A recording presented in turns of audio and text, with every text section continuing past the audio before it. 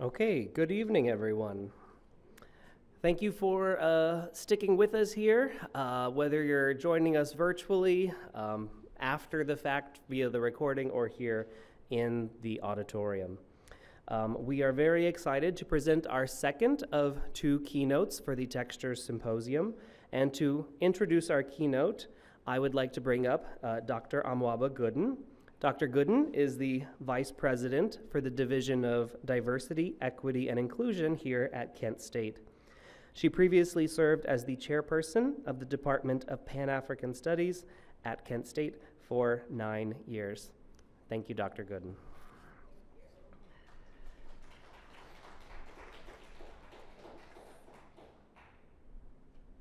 Good evening, everyone. How are you? Hi, I'm so thrilled to be here for so many reasons. When I first viewed Textures last fall, for me, what I experienced was a powerful and moving exhibit that touched me both on the personal and also the professional level. And so on the personal level, what I experienced was just a reminder of my own discontent and uncertainty with my hair. But I also experienced it at the level of passion and desire. As I grew to love my hair, I remembered my mother, I remembered my grandmother and their stories and what they taught me about my hair. But more importantly for me, it was a reminder of the path that I decided to take with my daughters because I wanted to create a path that was more liberatory for themselves. And so I'm thankful to Dr. Ellington and to Dr. Underwood for their vision for the exhibit. It came at a time, I think, for us, and certainly there was a pause with the exhibit because of the pandemic, but it certainly came at a time for us when the nation was really grappling, right, with the death of George Floyd and Breonna Taylor, and Ahmaud Arbery.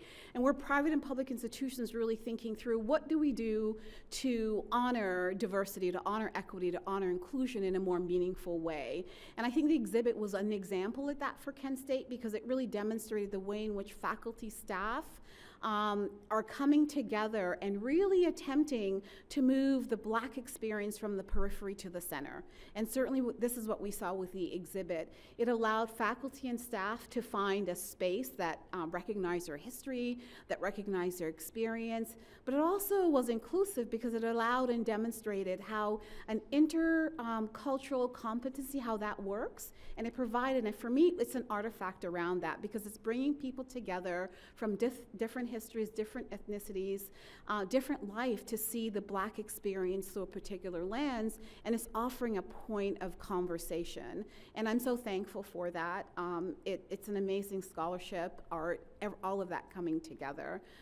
Again, so I'm so thankful for Doctors Ellington and Underwood. So I have the honor to introduce a chemist. I'm going to share a little bit about my life story. So in my 20s, I began to lose some of my hair. And what was really interesting was my hairstylist actually recommended that I see a chemist. Because the hairstylist was really into wellness and care. And what she taught me was that our glands and our body is all connected and that the loss of my hair perhaps was not an external because of application, and yes, I was purring my hair at the time, but also she felt that it was connected to perhaps my sebaceous glands, right, in terms of my hormones. So that's a little personal story. So I'm excited to be in conversation with this to listen and learn along with the audience and the presenter. So I'm very honored to introduce our presenter, who is making significant impact in the nation and the world by bringing her expertise and knowledge about the hair of people of African descent.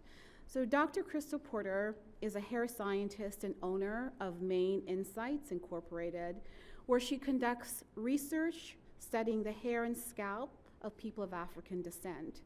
Dr. Porter is passionate about debunking myths and empowering others to properly care for their hair.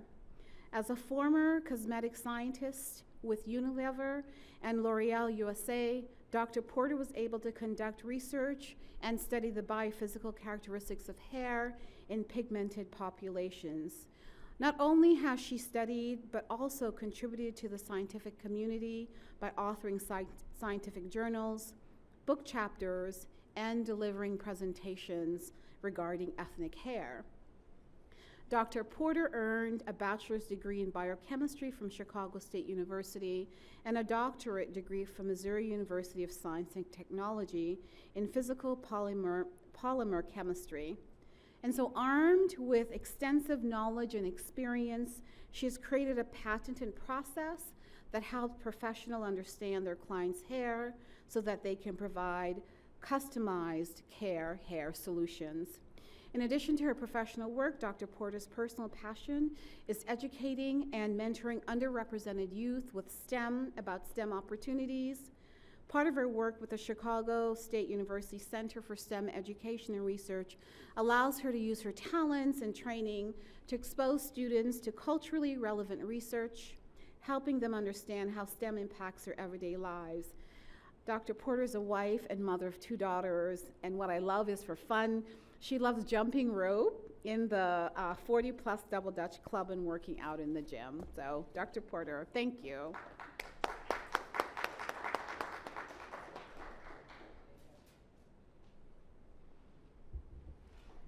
Appreciate that. Make sure the clicker works. It does. Awesome. So first of all, I would like to thank you, Dr. Joseph and Dr. Tamika. It's an honor to be part of this historic event. It has been 2 days full of insightful information, and I think I am a better person for the information that I have gotten from the presentations, and also I hope others have as well. So without further ado, I want to get started because I want to thank you for spending your Friday evening here with me.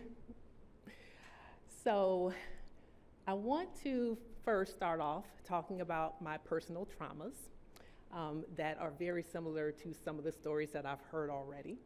Also, I want to talk a little bit about hair science. I'm not going to get too deep in the woods, but I do want to just set the tone for the science and why it's important for you to understand. There's a lot of misinformation out there, so I want to just highlight a couple of the misinformation that I have seen out there. Talk about the state of Black hair, the future of Black hair, and then of course I'll be here to entertain any questions that you may have. So I want to start off by taking you on a journey, and this journey is about my childhood.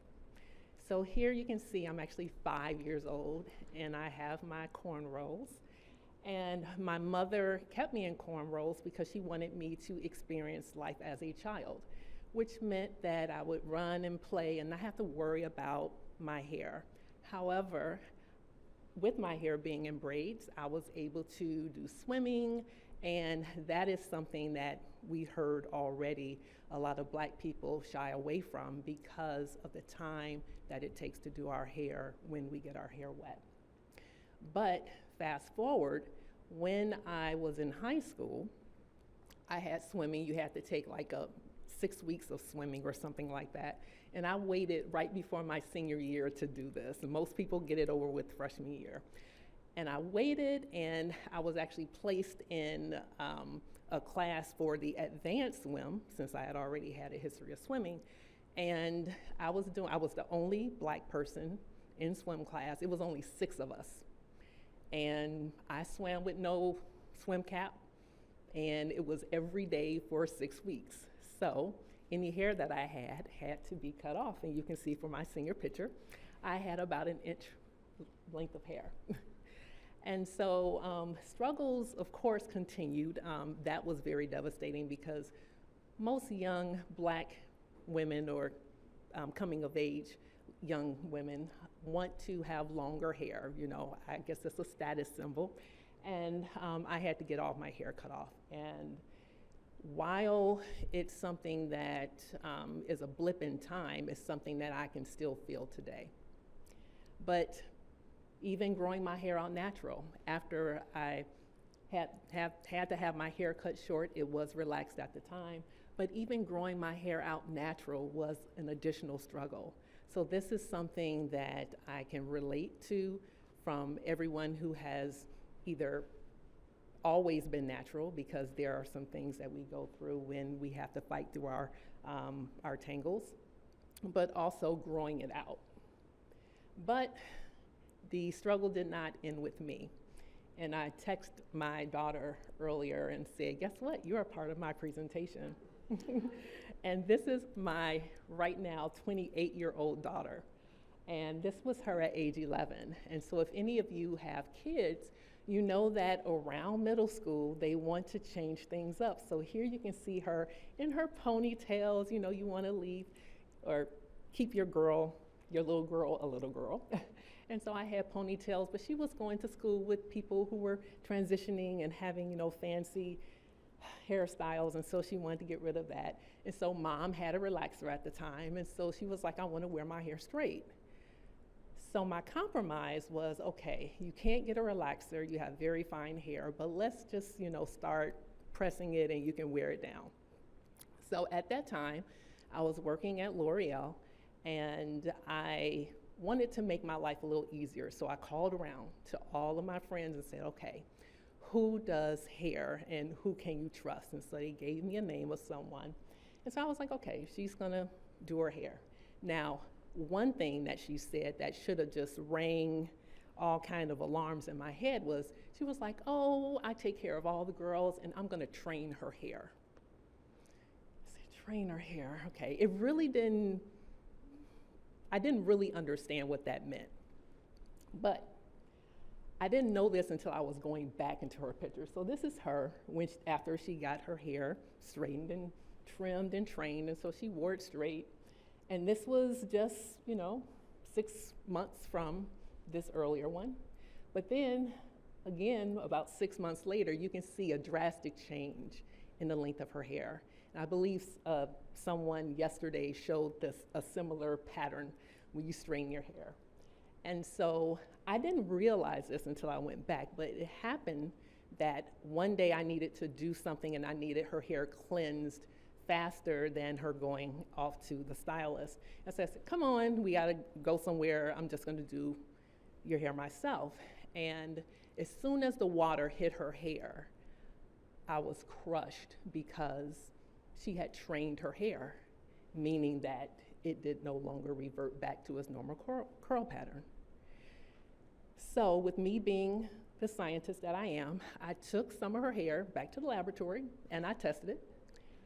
And believe it or not, even though she had not had any chemicals in her hair, so it's a test that we can do that tests for the amount of lanthionine, and we'll talk about that later, but that's a chemical that is present when you relax your hair. Your hair changes structure, and one of the byproducts is lanthionine, and her hair tested as though it was relaxed. So it was just that damaged. And so it upsets me because as a scientist, here I am, I know what goes on with hair. And even with my own daughter, I was not able to prevent the trauma that she had to endure and the damage that she had in her hair as a result of wanting it straight. So I want to talk a little bit about hair straightening and why we even want our hair straight to begin with. So some people would say that it has to do with how you want to express yourself, but in all honesty, from a scientific standpoint, if you look on your left, you can see that if you pull the hair with the comb, that it starts to tangle. And not only does it hurt, but you can see on the right that there is a graph that illustrates the force that it takes to comb through that hair. And so if you look at the blue line, you can see that as the curve goes up, it's more force. It takes more work to actually go through that length of hair. And then you can see the red line there. I guess I do have this here. You can see the red line, it hardly moves from baseline. That's straight hair. That's how much easier it is to comb through straight hair compared to curly hair. So a lot of people have a lot of opinions when they say, oh, you shouldn't straighten your hair, you should keep it natural. But there is something that you can see and we can measure in the laboratory to see that there is some benefit. So I want to talk a little bit about the hair straightening process, and just quickly, well, let me go back. If you look at this image here, it's a hair fiber, And if you can imagine going down the length of the hair strand, you can see these red dots, which is basically the chain of cysteine. So these are the bonds that naturally occur in our hair, and we call them disulfide bonds. And so here, when you straighten the hair, you actually form new bonds. And so you can see you can break and then remake the bond. So there are several types of ways that you can straighten the hair, and one is with heat and manipulation, and that is like with a hot comb or a flat iron. You straighten out the fiber, you add heat, and you're rearranging these hydrogen bonds that naturally occur in hair. Now you can have chemistry and manipulation, and that is indicative of a relaxer, and that's what I was talking about, the lanthionine here. This is what is formed when you have a relaxer, and so you break these bonds and then you remake them. But you can also use a different type of chemistry, which is the thiol.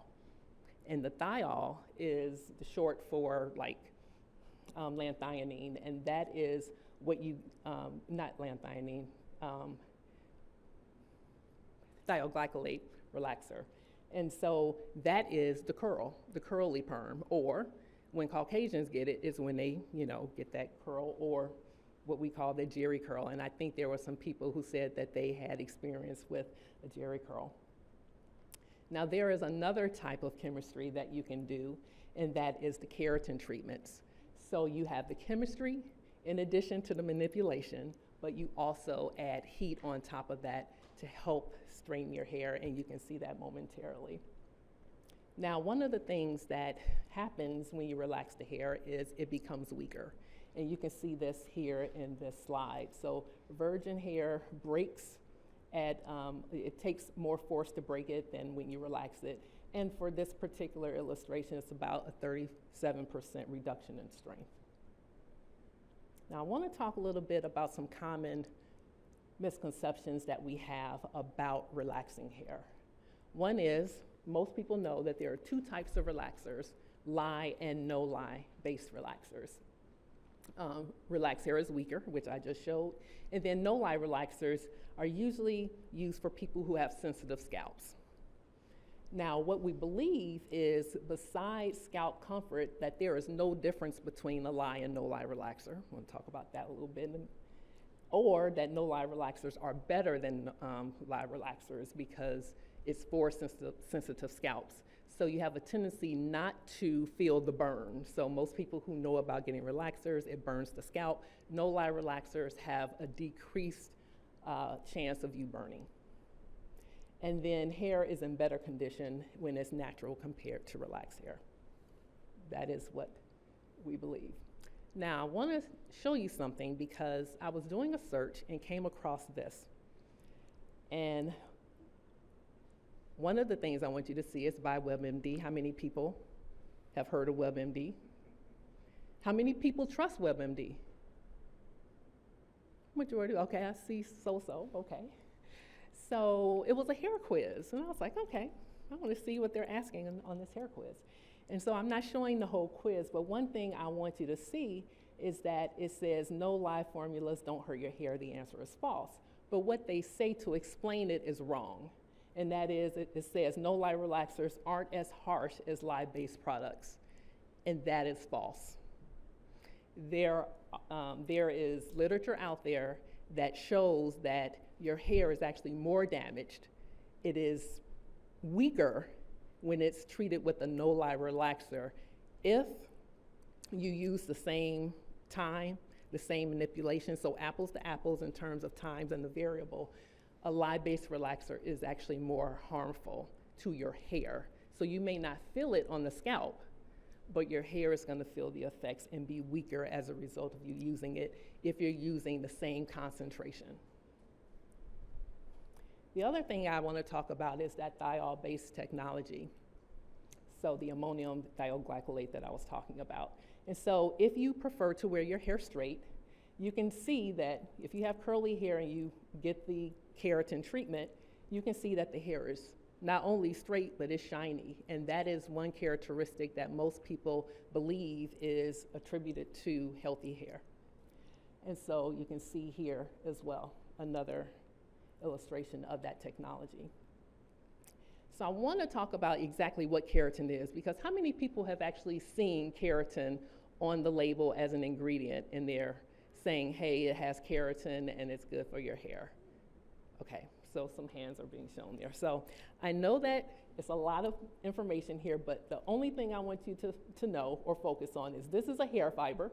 It's only a picture of a hair fiber. It's made up of a lot of different stuff, but this right here is keratin. So if you were to magnify it even more as you go from right to left, you can see the squiggly line is keratin, and that is responsible for how your hair holds up its strength. And that molecule right there is very big. So when they say that there's keratin in the formula, they're not talking about the keratin that naturally occurs in hair, because it's too big to fit. So what we are told about keratin is that hair is made of keratin, you know, hair, skin, and nails, right?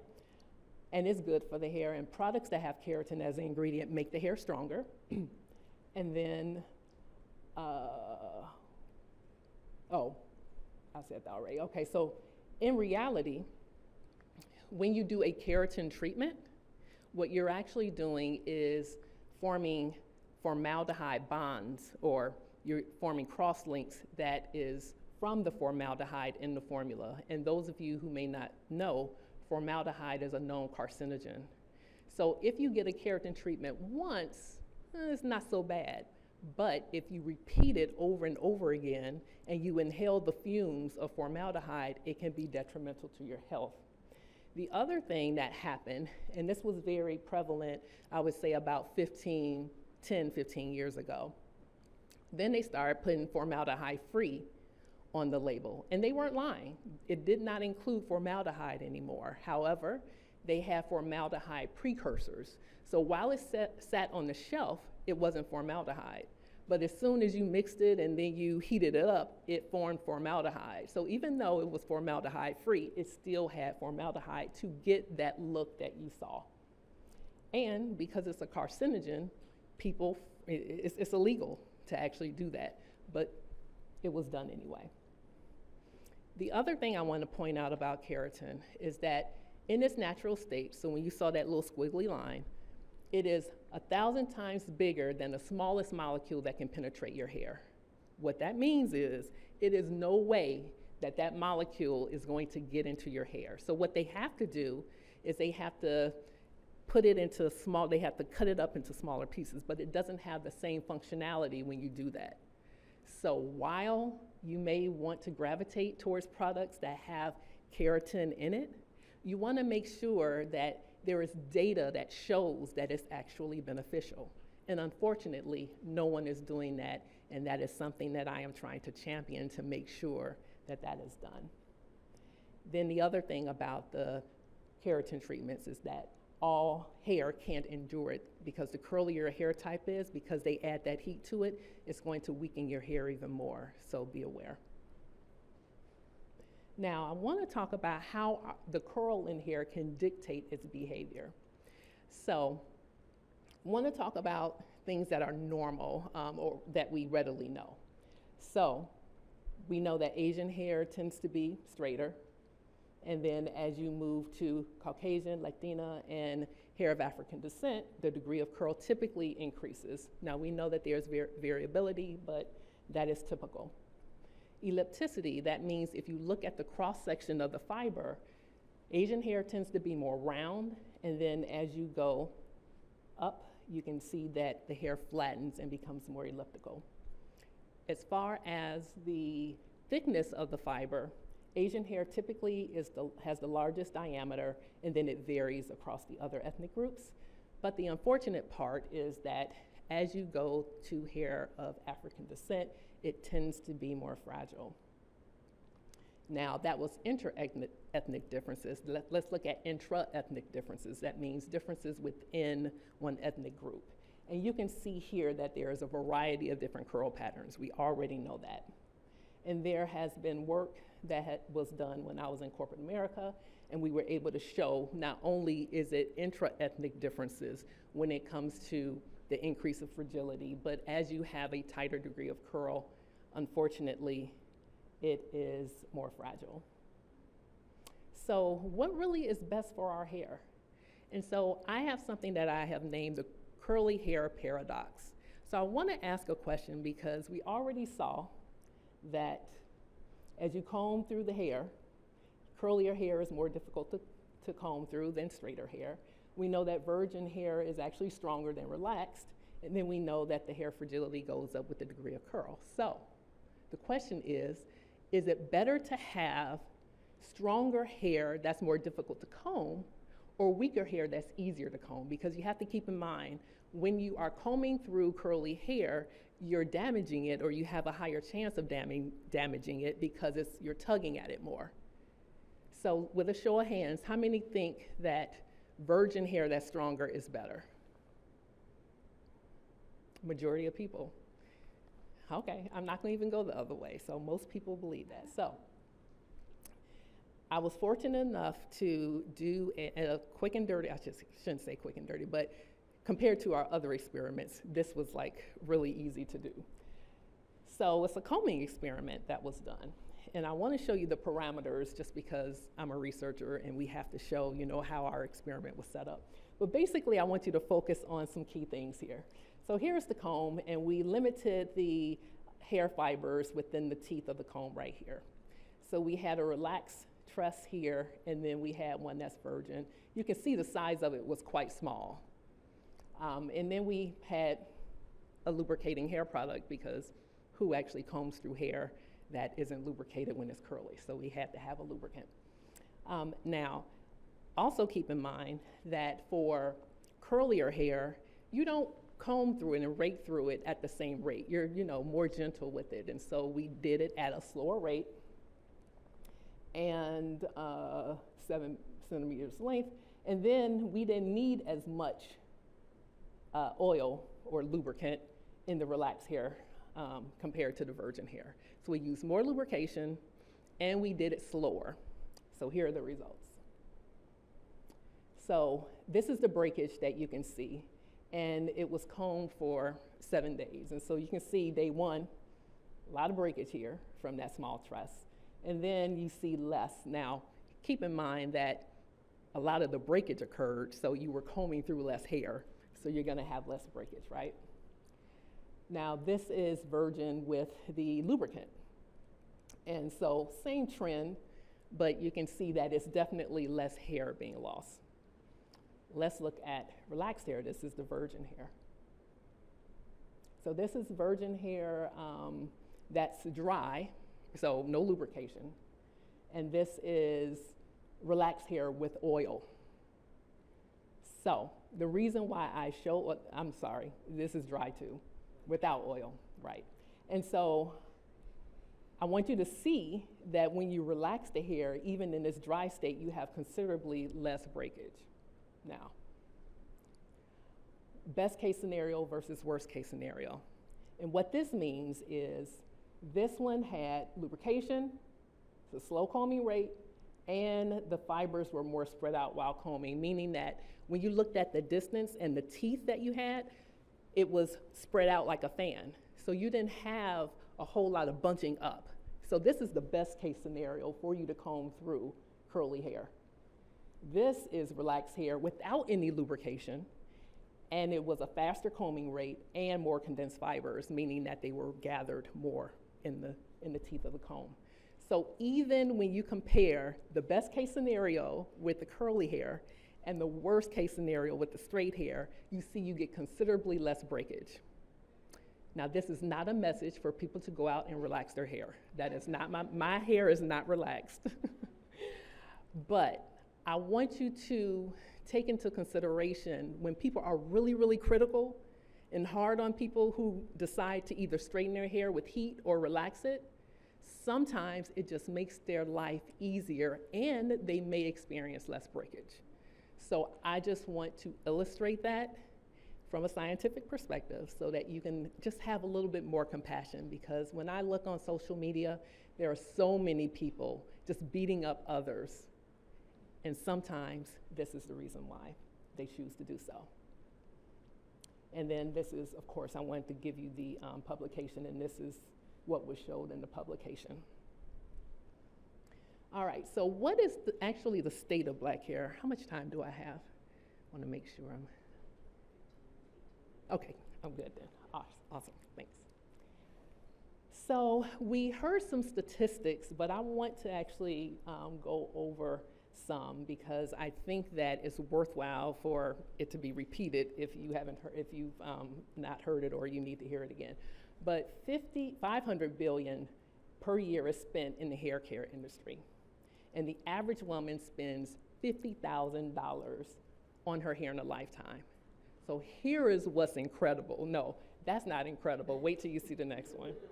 Black women spend 9 times more than the average consumer. And in 5 years, black hair care sales are projected to increase by 26%.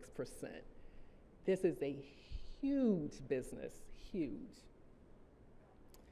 And Dr. Tamika talked about the natural hair trend in her presentation. And so, I mean, look at the diversity. I mean, it's absolutely beautiful. Now, attitudes when it comes to why there is this trend is natural hair is a symbol of beauty, and we've heard some of that in past presentations.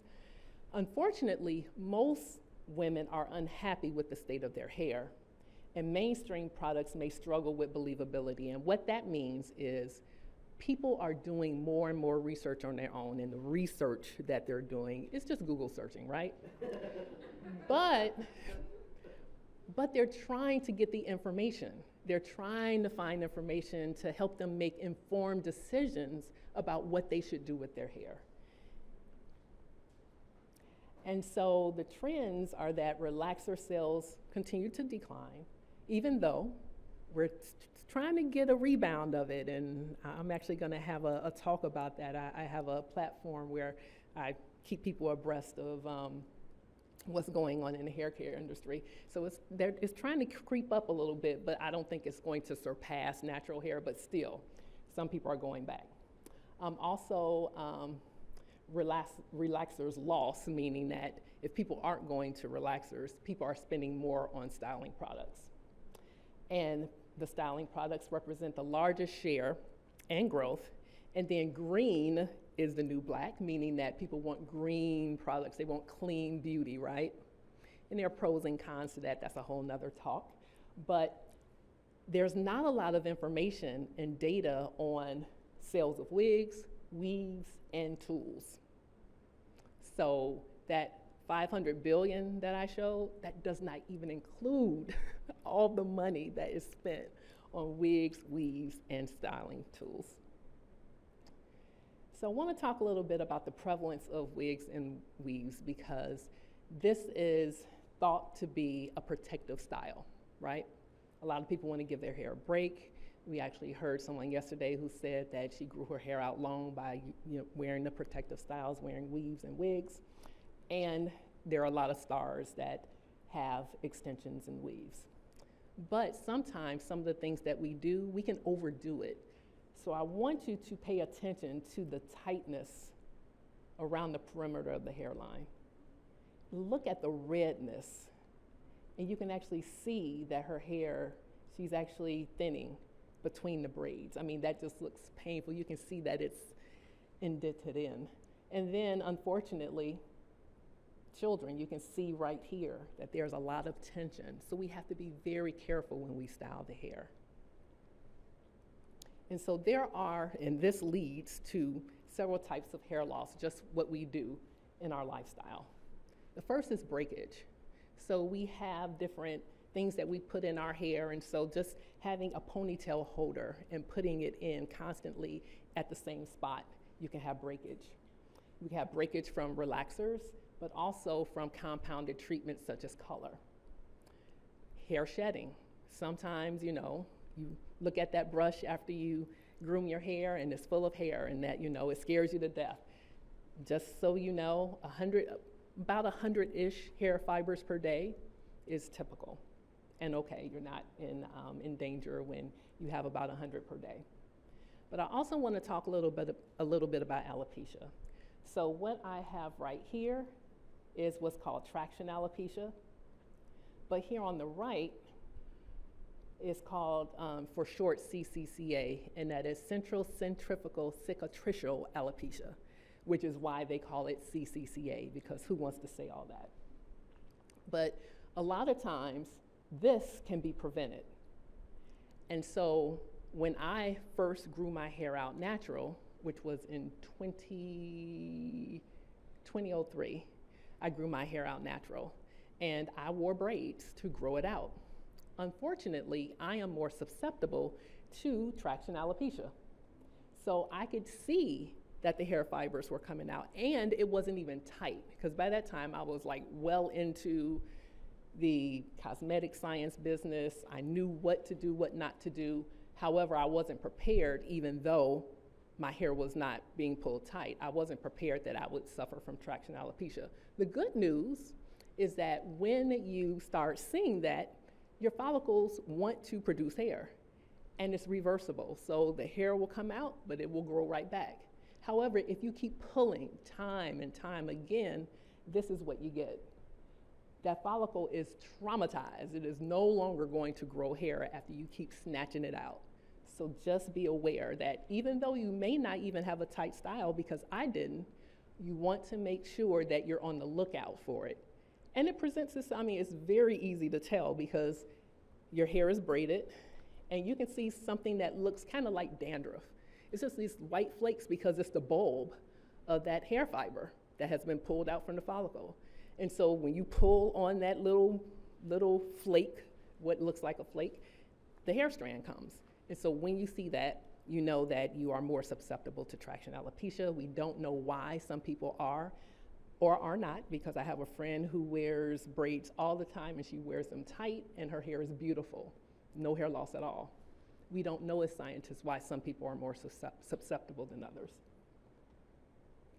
So we always seek advice from a variety of different professionals. First of all, I want to talk about the cosmetologist and trichologist. So if you don't know what a trichologist is, that is typically a hairstylist, but it doesn't have to be. But it's someone who has more experience and education in the science of hair loss and hair and scalp ailments. So the science of hair and scalp ailments, they just have more education. And so they are great for knowing how to style your hair, for making you look good, and also being aware of trends. Now, the other profession are the bloggers. So everyone's always doing those Google searches, right? And they are looking for an answer to whatever question they have. And so people have these experiences, and they're willing to share. And then also on YouTube, they're telling their stories there, and they are self-proclaimed experts, which is fine because it's their personal experience, and there's nothing wrong with them sharing what they go through. And then they also know about trends, but their testimonies are based on their individualized experiences. And so I give a lot of credit to those who, one, can take the time to put all the stuff in their hair so that they can give you feedback. But the creativity that I have seen in terms of how they're able to style the hair, how they're able to utilize the products in ways that weren't necessarily put on the instructions to do. Sometimes that helps us out as scientists because they're able to observe some things that we otherwise would not have been able to observe, but you have to be careful. I always say you use products based on the manufacturer's recommendation. And then we have dermatologists. Most people, well, let me see a show of hands. How many people, if they had a hair or scalp problem, would go see a dermatologist? Show of hands. Very few. Wow. But they are trained on hair and scalp care. And when you have an ailment, for example, I have seborrheic dermatitis.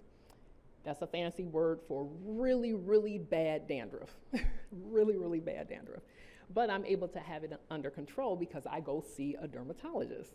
And the medication that they recommend for it, a lot of times the aesthetics or the tactile feel of the products is great for the scalp, but it's horrible for the hair. It leaves the hair all dry and brittle feeling. I mean, it's horrible. So sometimes you need to have all of these professionals working in harmony so that you can know what to do for what ailment, because you can go to the dermatologist. Hopefully you can find a cosmetologist or trichologist who will respect the dermatologist's wishes and work with the dermatologist in making sure that you get care for the scalp as well as for the hair. And then in the bloggers or those who are on YouTube, just talking to your cosmetologist about it, talking to your dermatologist about it in terms of what you're using, how often you're using it, and then having advice from everyone so that you can have the best outcome. So more insights are needed though. And so here I am shown with my good friend and ex-colleague, Angela Ellington. So while I am studying hair fibers and doing research on scalp health, she is actually formulating the products to make sure that what I'm observing is being translated in the products that are made. But we need to understand that a little bit more.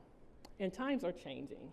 So people are doing those searches, like I mentioned before, and then consumers are becoming more educated. They're doing these Google searches because they want that information.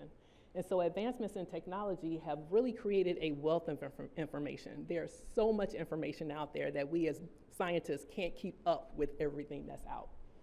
And so we are trying to consume all that information, but it needs to kind of be narrowed down so that you can get that information in bite-sized nuggets. So it's time to move towards what I call 21st century solutions, and that is a trend towards personalized care. So how many people have heard of precision medicine? Very few people, okay. So precision medicine is an initiative that was actually brought about under the Obama years, and that is trying to personalize medicine. So for example, if you have someone who has high cholesterol, you go to the doctor and they're like, okay, we have several different medications out there, so I'll put you on Zocor and then we'll see how that works, and you can come back later. And then they check, like, oh, Zocor didn't work? Okay, let's put you on Lipitor. I mean, so that is like a trial and error type of medicine or practice. But what they're doing now is getting all the data so that they can personalize what they would recommend based on trends that they've seen in the population. The problem is, unfortunately, Black people aren't participating in the studies. So it's only one particular segment of the population who's going to be helped, and that is the ones who are actually being a part of these studies. So while I understand that we are very sensitive, and rightfully so, there have been unethical things done. Most people have heard of the Tuskegee experiment. And so you want to make sure that you can be a part of a study with someone that you trust, but there is a process that you have to go through now to make sure that the studies are on the up and up. And so that is something that I am fighting for and trying to encourage a lot of the Black population to take part. And so yesterday I was talking about a study called the All of Us study. Has anyone heard of the All of Us study? No one has heard about the All of Us study. Well, look it up. It is absolutely fantastic because what they do, and you have to be quite vulnerable to participate in it, but they track you. It's a 10-year study, and you go in, you get all your vitals taken. If you wear a smartwatch, they keep track of what's going on with your body. Any tests that you have done at the hospital or at the doctor's office, you give the consent for them to take as much information as you want them to. So you can opt out of much that you want, but it's really neat because that is the only way that they'll be able to get data to help other generations coming behind me. So I think it's my responsibility, especially as a scientist, to participate in that because that is what I do as a living, and looking at the data and trying to help people. So influential professionals should work hand in hand with one another so that we can give best care, and that's happening in medicine. It is not happening at all in hair care, and that is what I'm trying to do. So that is why I have research interest in these particular areas. I do alopecia or hair loss studies. I have a research partner. He and I work hand in hand. We try to collaborate with cosmetologists because they are on the forefront. Their fingertips are literally at the data that we as scientists need. And their fingers are in it every day. So if they can learn the scientific techniques and learn how to collect data, then it will be a win-win because they will be given information that is unique to their particular clients. And then we can take that data. Of course, we make sure that it is we don't share personal information. So it is a way for us to learn about science and everyone wins. I also study the effect of products on hair and scalp properties and then hair prosthesis when it comes to scalp health as well. And so, in conclusion, I want you to take away 3 major things. I want you to be more critical of the marketing mumbo jumbo that's out there because you are being bamboozled. We need to ask questions. We shouldn't just read the label and say, oh, this is something that I'm going to use because there's a pretty woman on the box or a good-looking man on the box. No, you need to ask questions. And until we as consumers demand that the manufacturers add more information, show us the data, which is why I have hashtag show me the data, that is my battle cry. Show me the data. I want everyone to say, show me why this works. Why are these claims here? And show me the data that supports that. Also, don't be so critical because our lifestyles will dictate our unique styles and our professional needs. So if you see someone after hearing what I've said and they're having problems, say, oh, maybe you need to see a dermatologist if you're having some hair loss issues. Maybe you can see a trichologist that can work hand in hand with a dermatologist so that you can get the best care. But collaboration is really needed to move towards 21st century solutions. I am tired of hair care just being put on the back burner. No one's really caring, especially when it comes to black hair. We're doing all kinds of stuff and no one is studying it, and that needs to change. So this is my information just in case you want to stay in touch, but if you have a smartphone, I am going to request that you follow me. I put my QR code here for LinkedIn, but I do have an Our Black Hair Matters movement, and every Monday I do a live broadcast, and it's on YouTube, it's on LinkedIn, it's on Facebook. So join me on Mondays if you are interested in learning more. But I have a lot of other past recordings that you can view as well. And with that, I'd like to thank you, and I am open to any questions you may have. Thank you.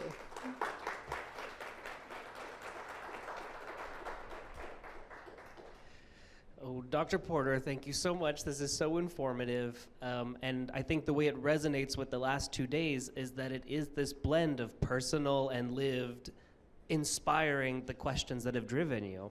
So with that, there's time for questions. Brittany has a question. Thank you so much, Dr. Porter, just for being here. The casual conversations I've had with you, I had to go and take notes. Like, this was an extension of that, so thank you. You mentioned how Black people aren't participating in these very necessary and important studies, and you framed it, maybe unintentionally so, no pressure, as the onus being on Black folks. But I wanted to know if you could speak to what researchers and scientists are doing to reach Black populations. Are they going to the salons to recruit Black churches, Black community centers? For us as a people who have such significant barriers accessing medical and scientific knowledge, you know, the words you were dropping, my grandma, my mom, they'd be done for. You know, they would have probably left despite this being relevant to them and very interesting to them in lay terms. There are real barriers to accessing the necessary resources to participate.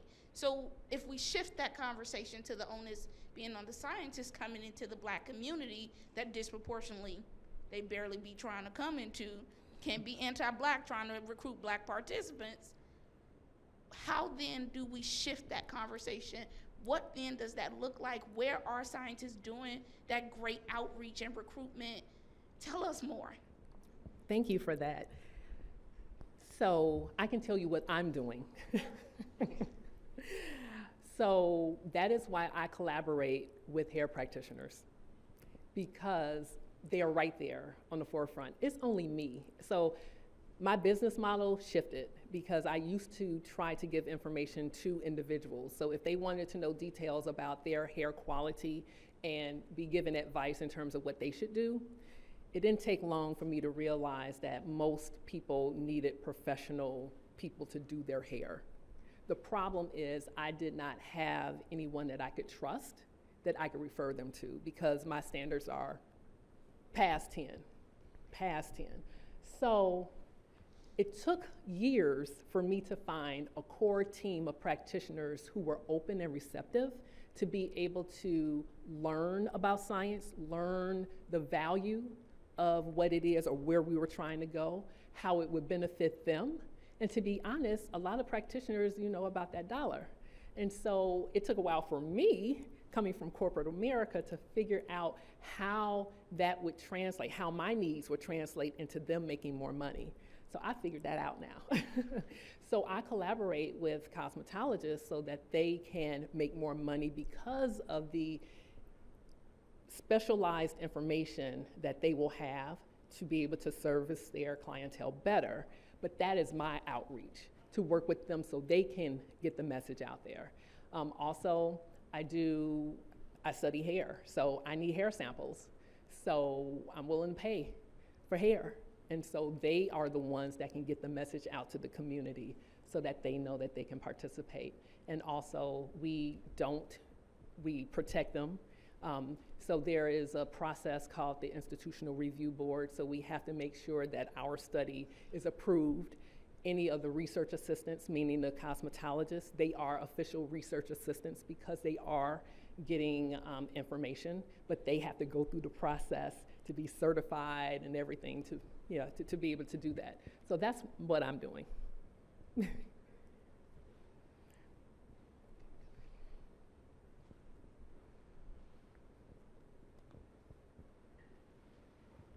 Great presentation. I'm glad I stumbled in. But I just got a couple of questions. One, do you have a product line? And the second one is, do you have any recommendations on certain products that's out there? Because when the hair business, blew up, you just started seeing a whole lot of stuff, and I see things as low as $5 and stuff as much as $50, $60. Yeah. And and really you don't know. When you look at the products, you don't know what's truly good or somebody's just trying to make a quick buck. And I love the fact that you are a scientist.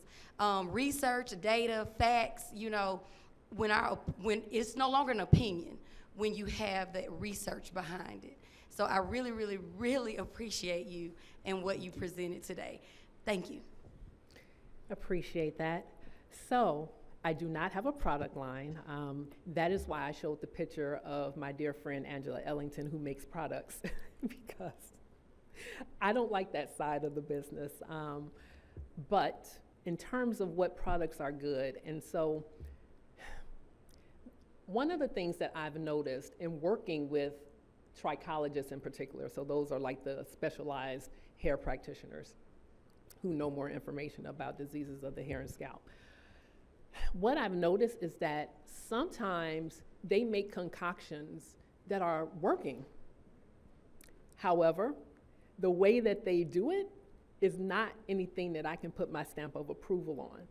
So one of the ways that I also work with cosmetologists is to get the data behind their product and to make sure that they're going through the due diligence in making sure that their products are safe. Because going in your kitchen or in the back room and mixing up some things and saying, oh, I looked on Google and this, sounded good, so I put some stuff together, it doesn't mean that it is going to have shelf life or not grow things that are unfavorable. So I say all that to say that most of the big companies have to go through that process. So that's safe. Now, in terms of effective, that's a whole nother thing. So that's why I have that hashtag, show me the data. Because just like with the natural, like everyone wants natural products and they want it to be green. And Dr. Afia was saying yesterday that she doesn't want to put anything on her hair that she can't eat. There actually are some dangerous things that you can apply that you can eat, that you can put on, that you shouldn't put on your skin. But having said that, like for example, a lot of people like lemon juice, for example. You can drink lemon juice in moderation, but sometimes it will irritate the mess out of your skin. So, you know, you have to be careful. But in saying that, I don't have a stamp of approval on anything that there isn't data for.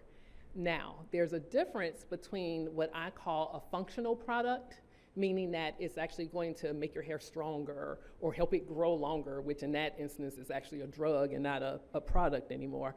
But a functional product which says that it makes your hair stronger, there should be some data to back that up. Now, if it makes your hair softer, it can also be some data to back that up, but a lot of times it depends on what I call your hair history. And the hair history is, what have you done? How often do you cleanse it? What have you used? How often do you use it? How much do you use? I mean, there's like a line of different variables that can dictate the state of your hair. And so depending upon the state of your hair will respond differently based on that snapshot in time. So it's really hard for me to make those recommendations, and that's one of the reasons why I recommend that people go see a cosmetologist, because they have the expertise to be able to do an assessment and have a better chance at guiding you, or at least them guiding themselves to use what would be beneficial and needed. Did that answer your question? Kind of, sort of, yeah, but I understand. I do understand your perspective, so I get it. Yeah. Okay, thank you for your presentation. It was quite insightful and detailed.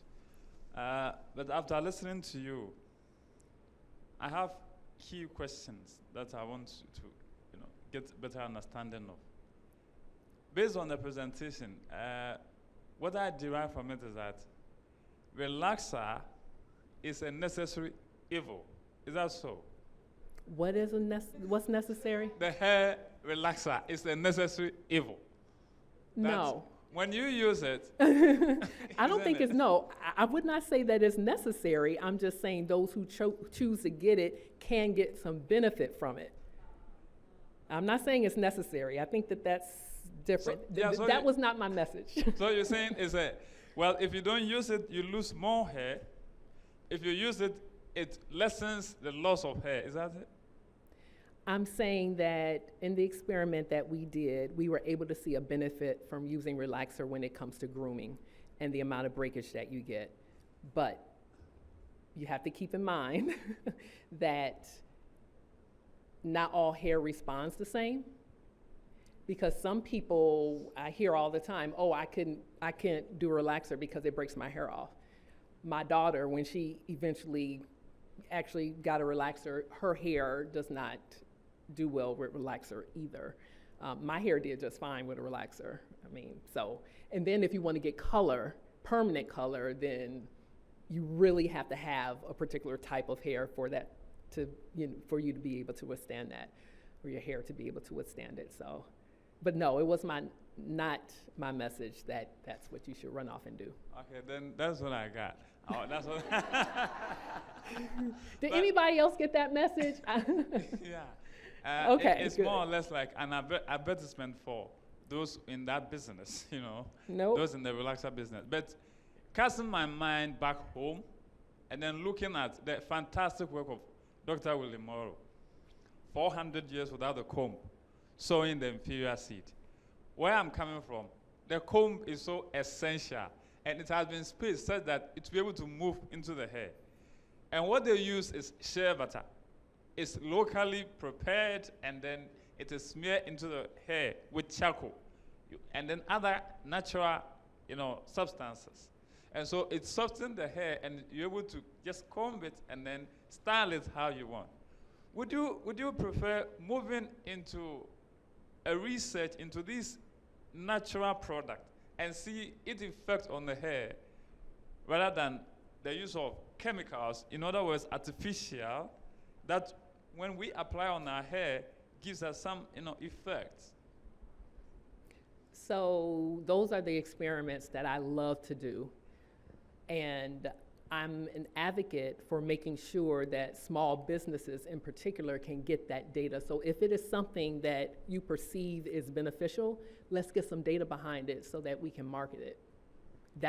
That's what I do as a hair scientist. I'm about hair quality. I fell into scalp health, but hair quality, that is what I'm about. And for someone who does have a tight curl pattern, and I didn't talk about this because this wasn't a products-driven presentation, but the reason why I'm able to get elonged curls or twist out is because of the product that I put into my hair. And so there needs to be data to show that it is beneficial, but a lot of things that people try to do, you just have to have the right product. So I agree that we need to consider these types of technologies and advocate for them and get the data behind it so that they can sell and people can be helped. Hi, Dr. Porter. I have a quick question. In the experiment that you all did with the hair combing and you guys used the lubricant, what type of lubricant was it? Do you remember? I do. I don't want to share it. But it was something that had internal data that it definitely decreased the frictional forces. But I don't want to share that information. Yes. Oh, I think it's a question here. And okay, when you had the pictures up about those with alopecia, you said that the ones that had the alopecia from pulling and tugging and what have you could be prevented. What about the others? The ones like at the top where they were balding? Because you see a lot of people older that have that bald spot in the top of their head, and you know, alopecia or what have you. Is that preventable also? Great question. So that is central centrifugal cicatricial alopecia, or CCCA. And go back to it. Where is it? Right there. And you're right. A lot of older people, it is more prevalent in the older generations. But there are telltale signs when you start to thin. One of the characteristics is that you start feeling like itching in that area, and then you can actually feel it getting thinner. The problem is most people feel that they can do their research in Google and try to help themselves. And oftentimes what people need to do is go see a dermatologist. And there are topical medications that can be used to slow it down and hopefully eventually stop it. Everybody is not the same, and so some people see benefits faster, but you have to get that inflammation down. And seeing a dermatologist is the best way to control it. But the good news is that if you catch it early, then you can prevent the neighboring follicles from actually becoming scarred over, which is what eventually happens, where it will no longer grow hair. So you want to make sure that you get to a dermatologist and you get diagnosed so that they can help you. And then go to a trichologist to help style your hair and get your hair in the condition that it needs to make you look and feel beautiful. Thank you so much, Dr. Porter. I really enjoyed your sharing your knowledge, and I've actually learned a lot. And what I'm left with is around access to wellness, right? So it costs to go see a dermatologist. The healthcare industry, as you've shared, we spend billions of dollars, yet it costs to buy the products. What would you recommend to the average individual who's trying to learn about their curl pattern, but also about products without necessarily sampling all of the products because they're so expensive? Right.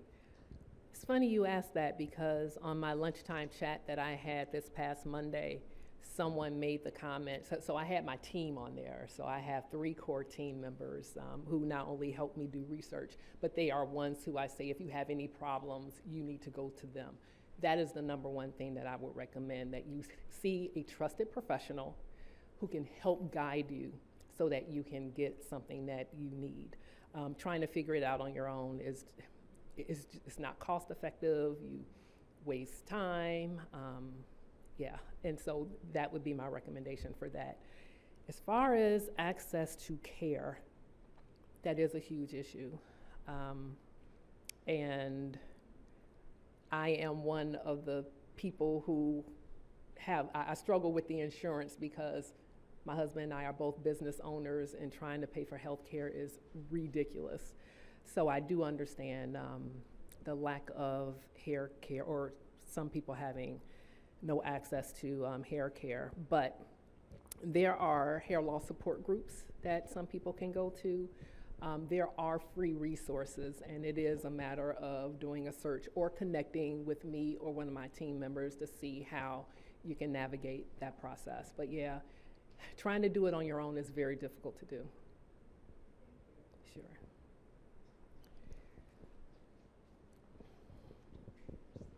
Okay, great. Let's thank Dr. Porter again. And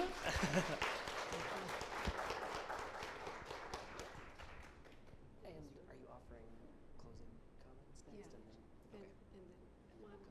Yeah, and then you guys. okay, great. Okay. Thanks, Chris. Hello, everyone. I won't take much time because Tamika and Joseph will do closing remarks. I'm Sarah Rogers.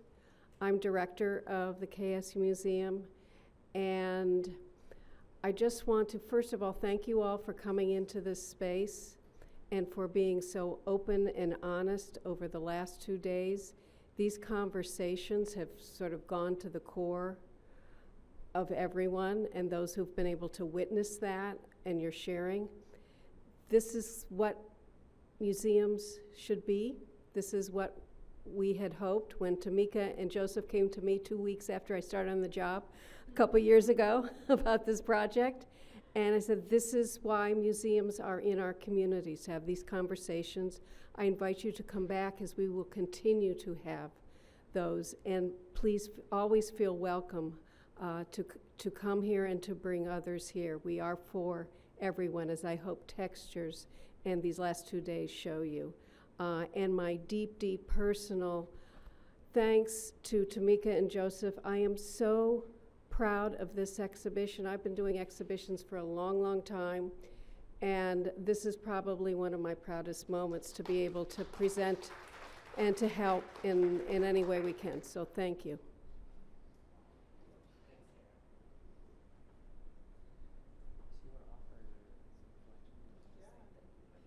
Yeah. This was an amazing experience. I've gotten several people on our breaks that have come up to me and just said how happy and glad that they were that they made the trip. Dr. Tara Taylor's friend who drove from DC, she came up to me yesterday and said, I'm so happy I came. I'm so happy I made the drive from DC to come here. This was incredible. I mean, we talked about so many things, and that just goes to show that studying Black hair is not a monolith, right? There's so many topics that can be covered. We talked about art. We talked about community. We talked about self-esteem.